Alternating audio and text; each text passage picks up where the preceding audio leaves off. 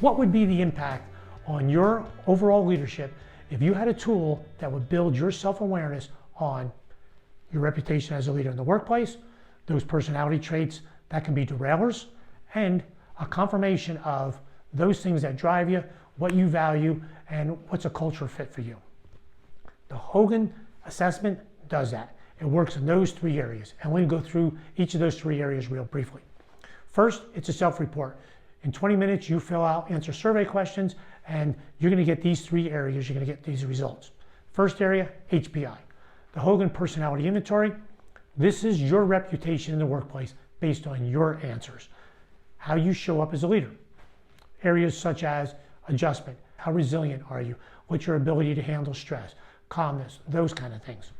Ambition, another one. Interpersonal sensitivity, another one. It is your reputation in the workplace, how you are showing up, the tools that you use to lead every single day. All right, next, yes, is the Hogan Development Survey. This one is also called derailers. In these 11 areas here, based upon, normally these are under control, and many times they are strengths, unless you are complacent or you are under a lot of stress. Then they can show themselves and they can rear their head a little bit in an ugly fashion, and they can become a real problem. An example might be boldness, where you'd act against someone really boldly, or mischievous. You might do something that would be untoward toward individuals. Or you're under stress, you might become reserved, go back and try and solve problems yourself, or be passive aggressive. There are 11 areas here that you're evaluated, and it'll evaluate them on the level of risk that you have. And some are really high risk. We all have them. I have 4. Right? So when you go through them, and it shows you, it builds the awareness that, hey, this could be a problem if I'm in this type of situation.